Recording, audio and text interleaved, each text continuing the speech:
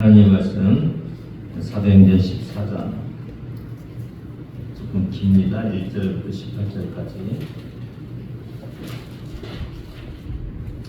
이에 이근이온에서 두 사도가 함께 유대인의 회당에 들어가 말하니 유대와 헬라의 허다한 무리가 믿더라.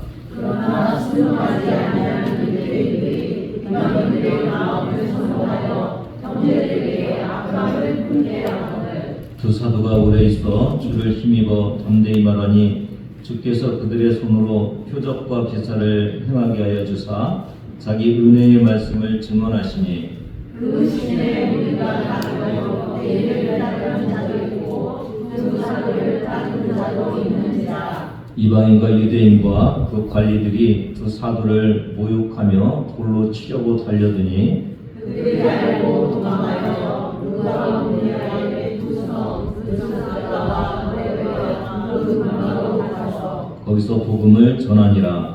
루스드라에 알지 못하는 한 사람이 앉아있을 때에 나면서 걷지 못하게 되어 걸어온 적이 없는 자라. 바울이 말하는 것을 듣거늘 바울이 주목하여 구원받을 만한 믿음이 그에게 있는 것을 보고 큰 소리로 이르되 내가로 가서 불러서 하니 그 사람이 일어나 걷는지라. 우리가 바울이 한 일을 보고 누가 오냐 방언으로 소리질러 이르되 신들이 사람의 형상으로 우리 가운데 내려오셨다 하여 바나바는 제우스라고 바울은 그 중에 말하는 자이고 헤르메스라 하더라.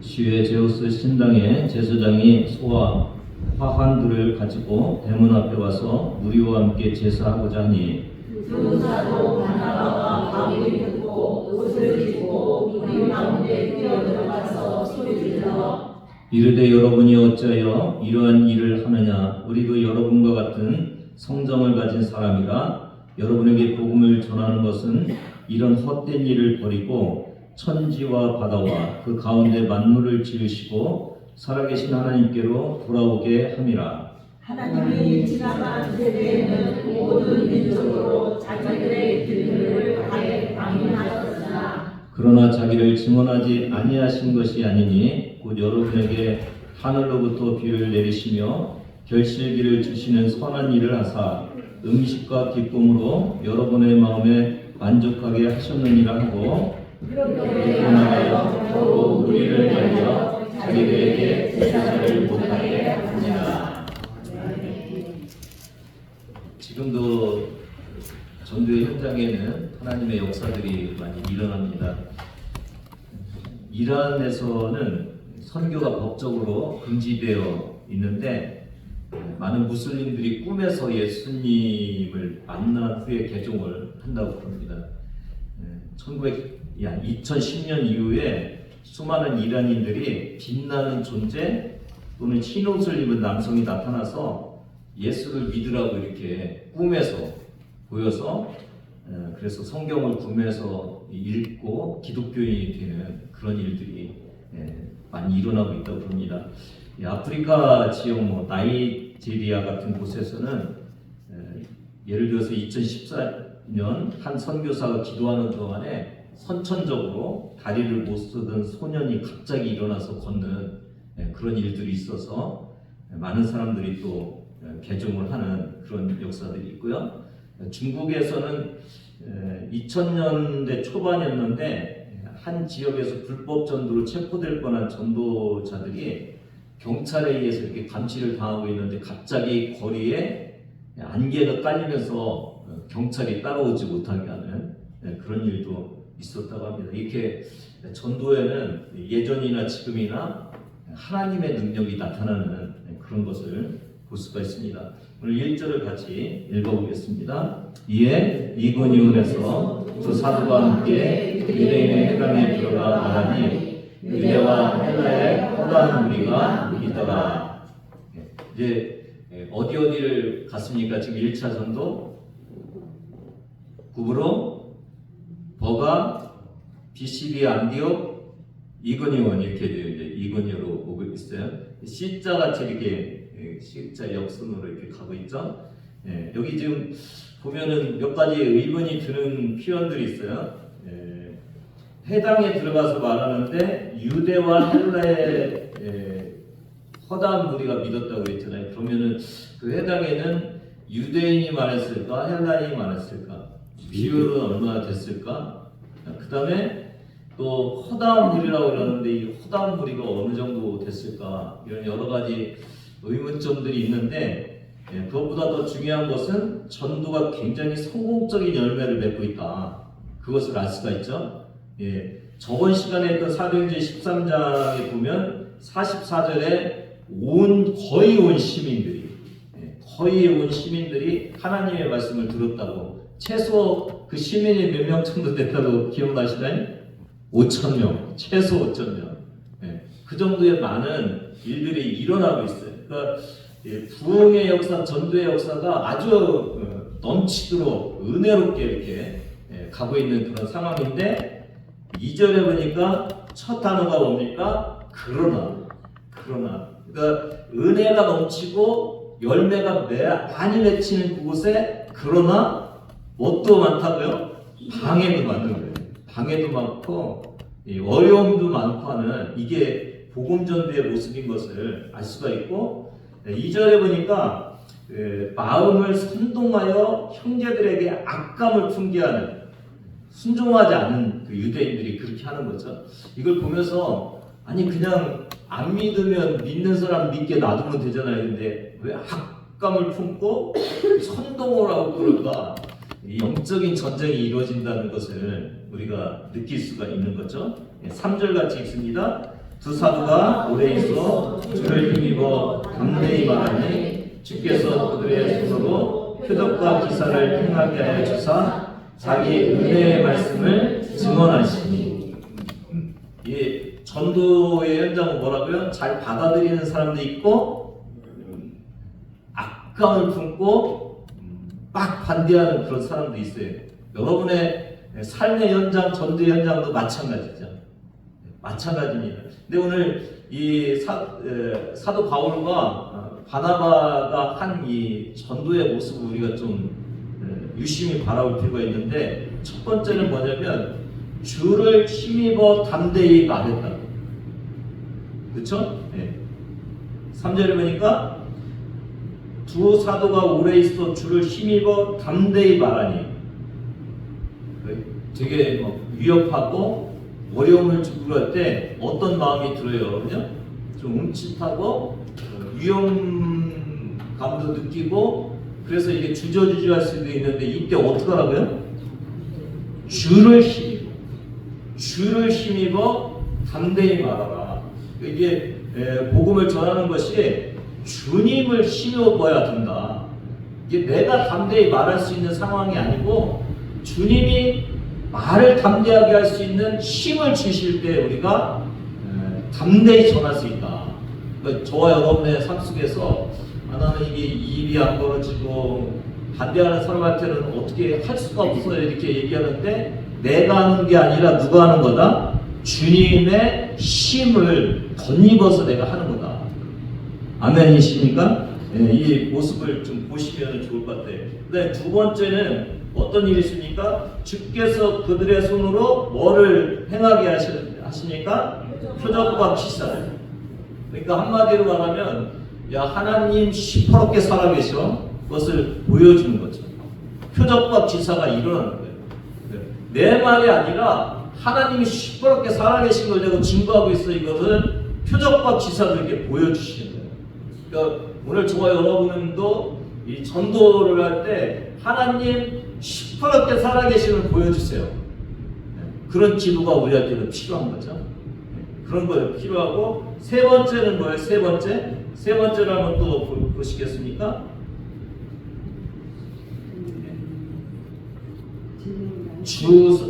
여기 보면 그 3절에 주께서 그랬죠. 주께서 그들의 손으로 표적과 기사를 행하게 하여 주사. 누가 표적과 기사를 행하게 하여 주시는 거예요? 주께서 자기 은혜의 말씀을 증언하시니. 자기가 누구예요? 주님이에요. 주님이 표적과 기사를 이렇게 하시면서 주님이 자기 말씀을 증언하시는 거예요. 그러니까 우리가 전도하는 것은 내가 말하는 그곳에 누가 말씀하신다는 거예요? 주님이 친히 말씀하신다는 거예요. 그러니까 저와 여러분이 전도를 하면서 이 3박자 기도 제목이 필요하다는 것을 알 수가 있죠. 뭐예요? 담대히 주를 힘입어서 전하게 하여 주세요. 그 다음에 시끄럽게 살아계신 주님을 드러내 주세요. 표적과 기사를 드러내 주세요. 그 다음에 하나는 뭐예요? 주님께서 친히 말씀해 주세요. 주님의 은혜의 말씀을 친히 말씀해 주세요. 여러분, 생명체 전도 운동도 하고 우리 가정도 구원해야 되고 우리 친척들도 구원해야 되고 뭐 이웃들도 구원해야 되는데 여러분 다시 한번 바라보시기를 바라요. 내가 이 세 박자에 맞춰서 내가 전도를 하고 있는지. 그쵸? 네. 다시 한번 저와 여러분이 이게 내가 하면은 실패하는데 이렇게 세 가지의 기도를 가지고 주님이 거기 역사하시면서 전도를 하면은 큰 역사가 일어나겠구나. 아멘이시죠? 네, 기도하시고 이렇게 하시는 저와 여러분 되기를 바랍니다. 4절 보니까 그 시내의 무리가 나뉘어 유대인들을 따르는 자도 있고 두 사도를 따르는 자도 있더라. 그러니까 복음 전하는 데는 꼭 어떻게 했다고요? 두 무리가 있다. 누구도 있고요. 반대하는 자도 있고 따르는 자도 있다. 그러니까 우리가 이 시대는 반대하는 자들이 많고 안 믿는 자들이 많잖아요. 뒤집어 말하면 그래도 믿는 자들이 있다. 그래서 우리는 전도해야 된다라는 것을 알 수가 있습니다. 5절 같이 읽습니다. 이방인과 유대인과 그 관리들이 그 사도를 모욕하며 돌로 치려고 달려드니. 복음을 전할 때 어려움이 올 때 무조건 도망가는 건 아니에요.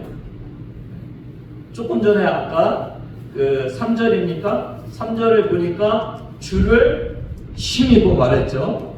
그리고 하나님께서 친히 말씀하여 주시는 그 능력과 복음의 적극성이 드러났다면은 이제 이 사도들을 모욕하면서 돌로 막 쳐서 죽이려는 상황이 이제 온 거예요. 6절 그들이 알고 도망하여 어디에 두성형? 누가 오냐. 이게 한국말로는 누가 오냐 이걸 좀 이렇게 누가 오냐. 왜 제가 이러냐 조금 뒤에 또 누가 오냐가 나와요. 누가 오냐.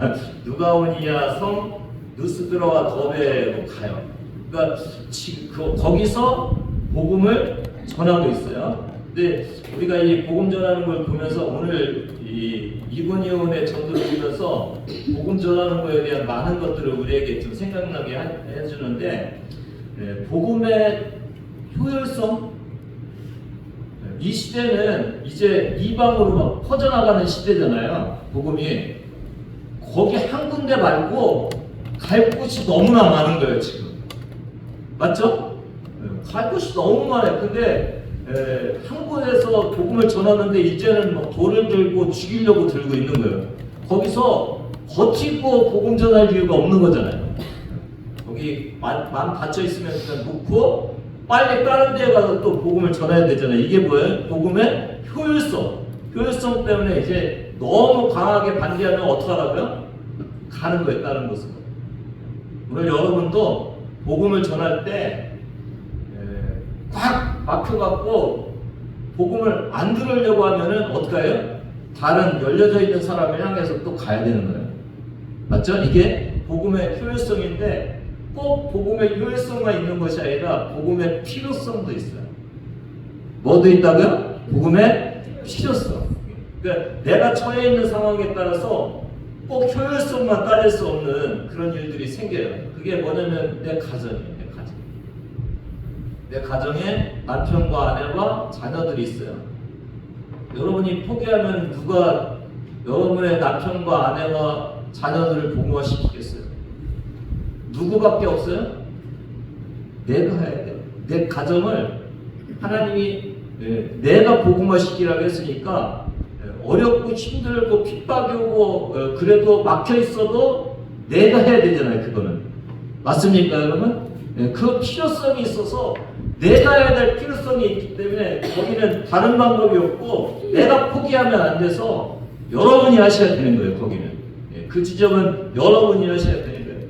예를 들어서 선교지에서도 뭐 이슬람이나 힌두교 이런 데는 모든 것이 가면은 다 막혀 있는 곳이잖아요. 거기서 뭐 효율성 따져서 이 사람 찔러보고 저 사람 찔러볼 수 없잖아요. 한 영혼이라도 구원 얻기 위해서 거기 장기간으로 머물면서 거기서 선교를 하는 거예요. 거기는 이쪽 저쪽으로 돌아갈 수 없는 그런 곳이죠. 우리 구상원도 그랬지만 요즘 시골은 많이 그 노인분들만 계시고 그래서 굉장히 척박한 목회 활동을 할 수밖에 없는 그런 곳이죠. 근데 효율성을 위해서 다 뭐 대도시로 가야 됩니까?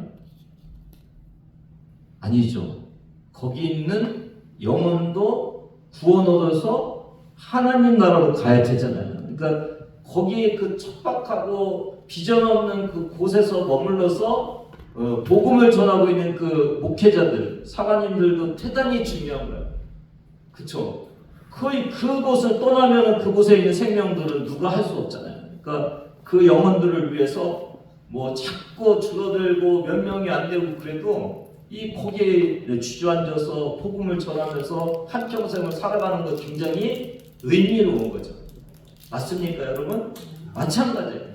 작은 교회도 마찬가지예요. 작은 교회. 이 작은 교회에서 섬기는 분들도 귀한 섬김인 거예요. 큰 교회만 다 가면 작은 교회는 누가 섬기고 누가 할 거야. 그러니까 이 척박한 상황 속에서 내가 최선을 다해서 할 수 있는 이곳이 있다는 것이 여기 계신 분들한테는 굉장히 중요한 거야. 맞죠, 여러분? 그래서 내가 처해진 곳, 그러니까 크고 용이하고 효율적인 것만이 필요한 것이 아니라 내가 처해져 있는 곳에서 최선을 다하면서 살아가는 것이 하나님 보실 때 굉장히 아름다운 거야. 어떻게 보면은 천국에 가면은 이상한 일들이 많이 있을 거예요. 큰 목회를 해갖고 상급을 많이 받을 것 같은데 꾸짖음을 당하는 사람도 있을 거고, 작은 교회에서 힘들게 어렵게 목회하는 무능력해 보이는 그 목회자들을 하나님께서 칭찬하시는 그런 일도 있을 거야. 오늘 저와 여러분 이 효율성과 필요성을 따라서 도전받으시기를 바라요. 내 가정 나 아니면 누가 하느냐, 내 자녀 내가 열심히 기도하고 전도하지 않으면 누가 할 것인가, 이런 모습들도 저와 여러분이 다시 한번 생각해 보시는 그런 시간 되기를 바랍니다. 8절부터 10절까지입니다. 같이 읽습니다. 누스드라에 발을 쓰지 못하는 한 사람이 앉아 있는데 나면서 거친 소사를 들여 걸어본 적이 없는 자가 바울이 말하는 것을 듣거늘 바울이 주목하여 구원받을 만한 믿음이 그에게 있는 것을 보고 큰 소리로 이르되 내 말로 바로 일어서라니 그 사람이 일어나 묻는지라. 이 누스드라에 이제 그 한 사람이 있었죠. 이제 기적 능력의 전도가 이루어지는데 한 사람의 특징이 뭐예요? 그냥 못 거는 것이 아니라 나면서 걷지 못한 거예요. 그러니까 한 번도 걸어보지 못한 거예요. 그러니까 하나님의 기적은 이 사람은 약으로도 나을 수도 있고 기도로도 나을 수도 있고, 그러면은 딱 나았다면은 사람들이 볼 때 약 먹어서 나을 수도 있는데 어떻게 나았네 그렇게 할 수도 있잖아요. 그러니까 하나님의 기적에 가장 효과적인 건 뭐예요? 불치병자, 사형 선고받은 자, 치유해버리는 거예요. 능력이 누구에게만 있다는 게 딱 드러나는 거예요. 하나님께 있다. 오늘 그런 거죠. 나면서 걷지도 못했으니까, 아니 걷는 거 배운 적이 없는 사람이 일어나서 걷는 거예요. 놀라운 하나님의 은혜죠. 네, 9절에 또 하나 있어요. 바울이 주목해서 그 나면서 걷지 못하는 사람들 보니까 뭐가 있다는 거예요. 거기에 구원받을 만한 믿음이 있었어요. 믿음. 이게 믿음. 오늘 그래서 저는 믿음에 대해서 조금 생각해 보려고 그래요. 전기가 여기까지 들어오기 위해서는 전기를 끌어올 수 있는 뭐가 필요해요? 전기선이 필요하죠. 선이. 하나님의 능력이 있는데 이 능력을 받아서 역사가 일어나는 데는 이 믿음의 선이 필요한 거예요. 이 믿음의 선이 누구한테 있냐면은 오늘 보면은 치료 과정을 좀 보면은 여기 보면은 구원받을 믿음이 누구에게 있는 걸 보고요. 그 앉은 일어나지 못하는 사람에게 있는 것을 보고, 그러니까 치료의 대상, 그 기적의 대상, 그 사람의 믿음을 보고 기적이 일어나게 하는 거죠, 지금. 그렇죠? 그러니까 기적은 누구에게 믿음이 필요한 거예요? 문제가 있는 문제 해결할 사람에게 믿음이 있으면은 기적이 일어난다. 그렇죠? 믿음이 자기할 때 있어야 되는 거죠. 열왕기상 17장 보면은 여기 보면 또 다른 어떤 치료 과정이 일어나는데 사르밧가브입니까? 사르밧가브의 그 아들이 병들어갖고 숨이 끊어졌어요. 그렇죠? 18절에 보니까 이 엘리야에게 내 아들을 죽게 하려고 내게 오셨나이까? 엘리야가 살릴 수 있다고 보는 거예요, 안 보는 거예요? 안 보는 거예요. 죽었어, 내 아들 죽었어. 그러고 그냥 마는 거잖아요. 그때 누가 부르짖어서 기도를 해요? 엘리야가. 그리고 하나님은 엘리야의 소리를 들으시고 다시 살려주시는 놀라운 역사가 있죠. 그러니까 이 믿음은 누구의 믿음이에요? 엘리야. 그러니까 기적을 일으키는 물론 하나님이 일으키시지만 기적을 일으키는 사람의 믿음을 통해서 기적 사건이 일어났죠. 그러니까 대상자가 믿음이 있느냐 아니면 기적을 일으키는 사람이 믿음이 있느냐, 이 두 가지 다 기적이 일어날 수가 있죠. 또 하나 마태복음 이 9장도 보면은 그 혈루증 여자의 믿음이죠. 그렇죠? 그다음에 마가복음 2장 가버나움의 예수님이, 이 가버나움이 예수님 사역의 그 갈릴리의 중심 캠프라고 그랬어요. 가장 중심 지역. 거기에 한 중풍병자가 있는데 누가 메고 와요? 네 사람이. 친구라고는 안 써요. 네 사람이. 그리고는 예수님께 들어갈 수가 없으니까 무리가 많아서 어떻게 했어요? 지붕을 뚫고 이렇게 했어요. 5절. 예수께서 누구의 믿음을 보시고? 그들이 누구예요? 4명. 그러니까 중풍병자도 아니고 이 4명의 그러니까 제3자의 믿음을 보시고 누구를 치료해줘요? 중풍병자를 치료해줘요. 오늘 그러면은 어떤 기적이 가장 잘 일어날 것인지 저는 3가지가 다 있는 기적. 그렇죠? 우리로 말하면 저도 믿음이 많고 여러분도 믿음이 많고 그 다음에 예를 들어서 누군가 한 사람이 아파. 그럼 저도 믿음이 있어야 되고 아픈 사람도 믿음이 있어야 되고 그 다음에 또 한 사람의 믿음이 있으면 좋은 게 누구예요? 그들이 누구예요, 여러분? 여러분 다. 그러니까 중보의 믿음, 중보자들의 믿음. 그래서 한 교회의 문제가 해결되기 위해서는 이 3가지 믿음이 필요한 것을 알 수 있고, 이 셋 중에 하나만 있어도 치료가 가능한데 3개가 다 있으면 얼마나 이제 빨리 치료가 되고 기적이 일어나겠어요. 우리 교회도 이 3개의 믿음이 같이 연결되는 놀라운 은혜가 있기를 바라요. 그래서 여러분이 아프고 문제 있는 사람들을 위해서 내가 기도하면서 하나님이 치료해 주시고 해결해 주실 걸 믿습니다 이렇게 기도해 주셔야 되고, 본인도 주의 종이 기도하면 이게 해결되겠지가 아니라 저할 때도 그 믿음이 있어서 제가 이 문제를 해결할 수 있도록 제 문제와 제 병이 해결될 수 있도록 하나님 저에게 믿음을 주십시오. 그렇게 기도하면서 하나님께 나가야 되는 그런 모습을 볼 수가 있어서 오늘 이 믿음을 보면서 이 또 3가지의 믿음의 필요성을 우리가 알 수 있는 그런 말씀드린 것을 알 수가 있습니다. 11절 같이 맞죠?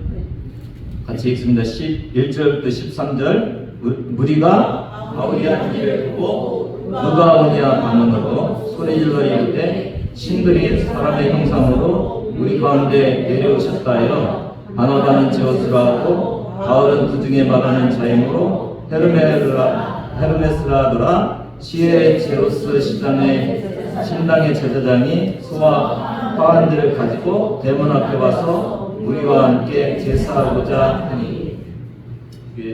아까 제가 누가 오냐 이게 여기 누가 오냐 방언 때문에 그랬어요. 그러니까 누가 오니야라는 지역의 말이죠. 지역의 말로 소리를 지르면서 뭐라고 해요? 바나바는 제우스, 또 바울은 헤르메스라고 이렇게 하면서 그 신당에 있는 제사장이 바나바와 바울 할 때 제사 드리기 위해서 소랑 화환을 가지고 오는 거예요. 제우스는 가장 강력한 신이죠. 가장 강력한 신이죠. 하늘과 천둥을 다스리는 신이라고 그러고요. 그 다음에 이 헤르메스는 뭐냐면 신의 그 메신저, 대변인인 거예요. 대변인. 그러니까 왜 바울이 더 앞으로 나와 있는데 바나바를 제우스라고 하고 왜 바울을 헤르메스라고 했을까요? 여기 뭐라고 했어요? 그 중에 말하는 자이므로 헤르메스라.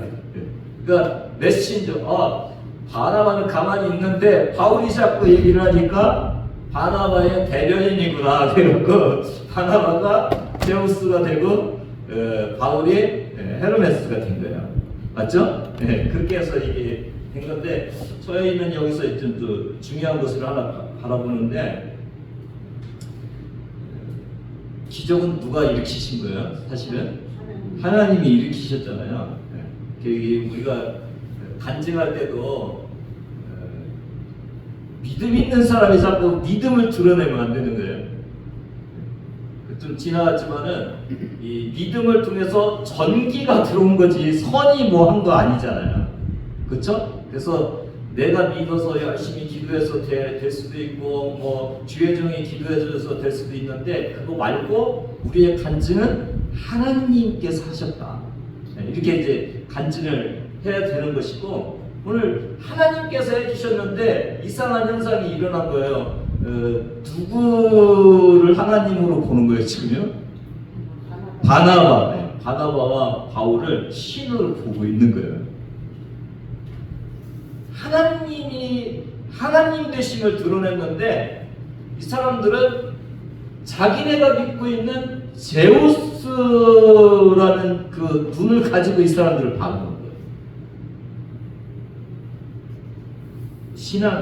신앙이 자기 이해로 신을 만들어내는 거예요.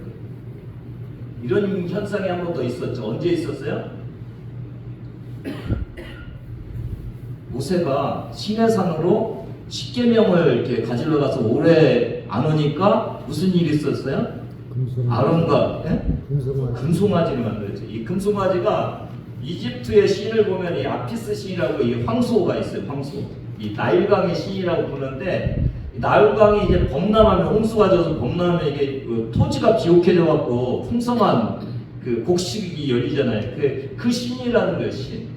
그러니까 자기네들을 애굽에서 이끌어내고 그랬던 그 하나님을 누구의 이해로 만들어내는 거예요? 자기네들이 애굽에서 경험했던 그 신의 이해를 가지고 하나님을 만들어낸 게 이게 황소예요.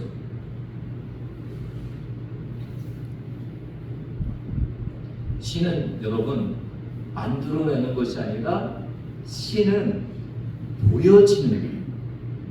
굉장히 중요하죠? 그러니까 여러분이 신앙생활하면서 이렇게 하시는 분들이 있어요.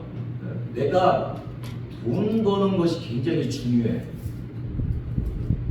그러면 그 이해 가지고 하나님을 믿는 거예요. 하나님은 어떤 하나님이에요? 돈을 벌게 하신 하나님. 내가 명예가 필요한 사람이에요. 그래서 열심히 무엇인가 해서 명예를 얻고 싶은 거예요. 신앙생활을 해. 이 신은 어떤 신이에요? 나에게 명예를 갖다 줄 신. 그러니까 자기 이해 속에서 하나님을 해석해 버리는 거예요. 그러면은 그 사람들의 신앙생활은 뭐냐면 돈을 주시면 되는 거예요. 나에게 뭔가 잘 풀리게 해주시면 되는 하나님. 이쪽에 그다음 뭐 상관없는 거예요. 그 하나님, 그러니까 내가 원하는 하나님만 자꾸 바라는 거예요. 근데 하나님은 그런 하나님이 아니라 하나님은 보여주시는 하나님. 나는 이렇다. 여러분이 하나님이 어떤 분인가 보려면 날 때 보여주시고 이 세상에 보여주신 하나님을 봐야 되는 거예요. 그 진짜 그 하나님은 어떤 하나님이세요? 예수님. 예수님이 이 땅에 오셔서 하나님이심을 이렇게 보여주셨잖아요. 그 예수님을 보면서 하나님을 어떻게 여러분이 알 수 있어요? 하나님은 사랑이시구나. 맞죠? 하나님은 구원자 되시구나. 하나님은 그렇게 우리에게 보여주시고 나타나시는 하나님을 보면서 우리가 그 하나님을 높여드리고 그 하나님께 나아가야 되는데 내 이해를 가지고 내가 자꾸 해석을 하니까 내가 만든 하나님인 거예요. 내가 만든 하나님을 만들고 있는 거예요. 그래서 여기도 보면은 하나님이 일으켜 주셨잖아요. 앉은 자를 일으켜 주셨으면 일으켜 주신 거 하나님을 바라봐야 되는데 자기네들이 원하는 제우스, 풍요의 신을 바라보고 있는 이런 모습을 우리가 볼 수가 있어요. 오늘 저와 여러분도 하나님, 우리가 생각하는 그 하나님은 내가 상상하고 내가 원하는 그 하나님이 아니라 말씀 속에 들어가 있는 하나님, 십자가의 은혜를 우리에게 보여주신 그 하나님, 그리고 하나님이 나한테 뭘 원하시는지를 보면서 그 하나님께 나가는 것이 중요한 것이지 내가 원하는 하나님을 자꾸 찾다 보면 안 돼. 그래서 기독교는 계시의 종교다. 이게 무슨 말이에요? 보여주셨다, 하나님이. 사람이 만든 것이 아니라 하나님이 친히 나타나셔서 보여주신 거예요. 맞죠? 구약에서도 보여주시는 하나님, 신약에서도 나타나신 예수 그리스도의 하나님. 그 하나님인 거예요. 그러니까 저와 여러분이 하나님을 생각할 때 자꾸 성경을 읽고 이 땅에서 보여주신 하나님, 나에게 무슨 말씀을 하시는지 듣는 그런 귀한 역할을 해야지. 아니면 내가 신을 만든다. 내가 제우스를 만들고 제우스같이 하나님을 섬길 수도 있다라는 것을 우리가 알 수가 있습니다. 14절, 15절 같은 얘기를 그래서 같이 읽어보겠습니다. 두 사도 바나바와 바울이 듣고 옷을 찢고 우리 가운데 뛰어 들어가서 소리질러 이르되 여러분이여 어찌하여 이러한 일을 하느냐. 우리도 여러분과 같은 성정을 가진 사람이라. 여러분에게 복음을 전하는 것은 이런 헛된 일을 버리고 천지와 바다와 그 가운데 만물을 지으시고 살아계신 하나님께로 돌아오게 합니다. 여기서 하나님을 보라는 거죠. 우리는 당신들과 똑같다고. 그런데 참 이게 진짜 신앙, 하나님이 살아계신 걸 알 수 있는 게요. 바울과 바나바가 얼마나 좋은 찬스를 얻었어요. 자기네들이 뭐가 될 수 있는 찬스예요? 신이 될 수 있고. 그럼 얼마나 대접을 잘하겠어요. 근데 딱 낙잖아요. 우리 아니야. 우리는 그냥 사람이야. 하나님께 가. 이 신앙생활하고 우리가 하다 보면은 자꾸 내가 높아지고 내가 자랑하고 싶은 그런 욕망들 이런 것도 있죠.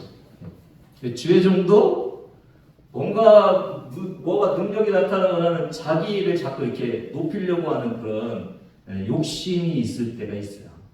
근데 굉장히 중요한 건 뭐냐면 이런 걸 다 내려놓고 누구를 이렇게 가르치는 거예요? 가르치는 거예요? 하나님을 가르치는 거예요. 하나님. 이 모든 것은 하나님이 한 거야. 그러니까 저와 여러분이 굉장히 순수한 신앙이 필요한 거예요. 하나님이 하셨습니다. 그러니까 내가 영광받는 그 가치보다 하나님을 소개하는 가치가 훨씬 큰 거예요. 바나바 바울은 하나님이 나의 최고의 가치야. 내 영광, 내 권위, 내가 대접받는 거 이런 거 다 아니고 하나님이 높임 받는 게 나에게 가장 풍성한 거예요. 이렇게 고백하는 거예요. 그렇죠? 여러분이 진짜 이게 전도를 하면서 오직 하나님이잖아요. 하나님이 능력주여서 전도를 하죠. 하나님이 보여주시죠.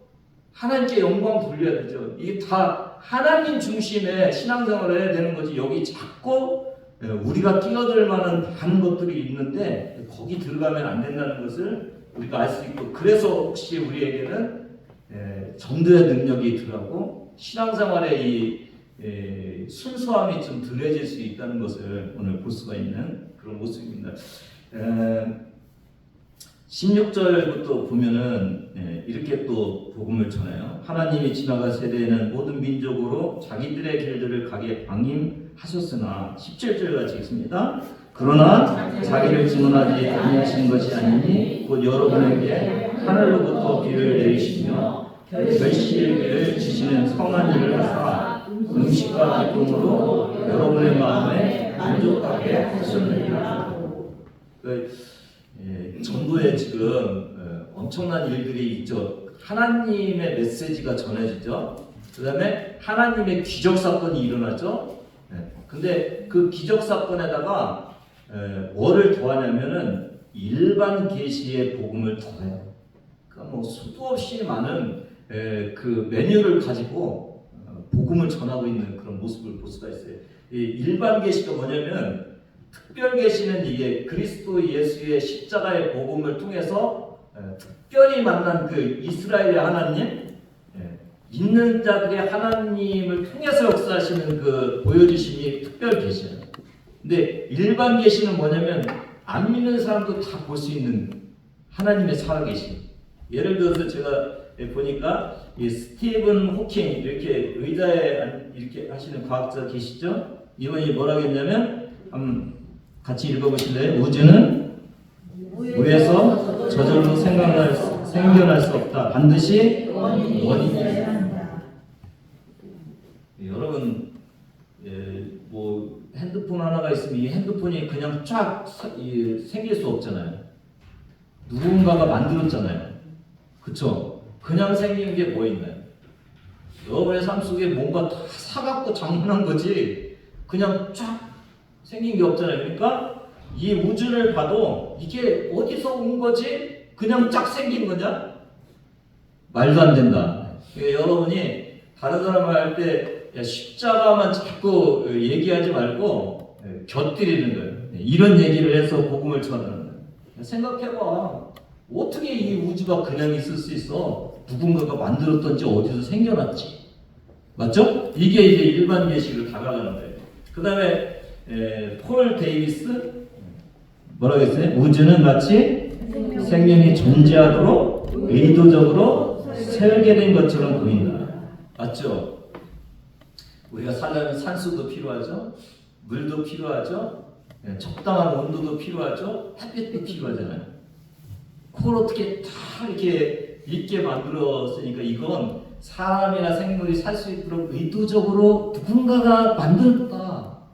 그걸 볼 수가 있잖아요. 그러니까 다른 사람한테 얘기할 때, 야 이거 그냥 우리가 어떻게 살 수가 있어? 누군가가 만드는 것 같지 않냐 이렇게 다하면서 이 일반 계시를 통해서 복음을 전할 수 있는 거예요. 또 하나가 중요한 게 요즘 이제 과학이 발달되고 그러니까 DNA라는 거 있잖아요. DNA. 이게 인간의 어떤 설계도인데요. 이 DNA, 인간의 DNA에 책 1000권 분량의 정보가 들어가 있대요. 어떻게 우연히 책 1000권의 그 정보 설계에 따라서 인간이 되는데 이게 어떻게 우연이 돼? 안 되죠? 불가능한 일이죠. 불가능한 일이에요. 그래서 이 DNA 구조를 보면 마치 지적 존재가 설계한 것처럼 보인다. 맞죠? 그래서 과학자들이 신앙을 가질 수밖에 없는 이유가 이런 곳에 있는 거예요. 아이작 뉴턴 아시죠? 이러한 우주의 질서를 보면 반드시 신적 존재가 있어야 함을 알 수 있다. 은하수가 뭐예요? 그게요? 그 먼지가 아니에요. 그게 별이에요. 다 뭘로 갖고 은하수가 이게 먼지같이 보이는데 그게 하나하나 그 별들이잖아요. 이 지구와 같은 것들이 그렇게 많은 거예요. 뿌옇게 있는 거예요. 근데 그게 부딪히지 않잖아요. 가만히 보기만 있는 게 아니라 지금만 해도 막 돌아다니잖아요. 어떻게 안 부딪히고 그 수많은 것들이 그냥 있어. 이건 누가 질서를 준 거라고요? 다 이게 누군가가 하나님이야. 하나님. 맞죠? 지금 그 얘기를 비가 내려갖고 너희가 곡식을 열매 맺어갖고 먹는 거 누가 한 거라고요? 하나님이니까. 그렇게 하면서 이 복음을 전하고 있어요. 그래서 오늘 이 바울과 바나바의 전도를 보면은 한 가지를 복합해서 거기다 집어넣고 그들을 복음으로 이끄는구나라는 것을 알 수 있습니다. 여러분도 오늘 이 말씀을 통해서 어떻게 세 가지 기도를 하나봐요? 그렇죠? 세 가지 기도가 뭐였어요? 주의 힘을 힘입어 말씀하게 해주시고 기적과 이적이 나타 표적이 나타나서 시퍼렇게 살아계신 주님을 발견하게 해주시고 친히 주님께서 말씀해 주시옵소서. 이렇게 여러분이 기도하면서 내 남편, 내 아내, 우리 자녀들, 이웃들을 위해서 계속 기도하면서 생명직 전도를 나가면서 우리의 입술이 내 말이 아니라 하나님의 말씀이 들려지게 하다.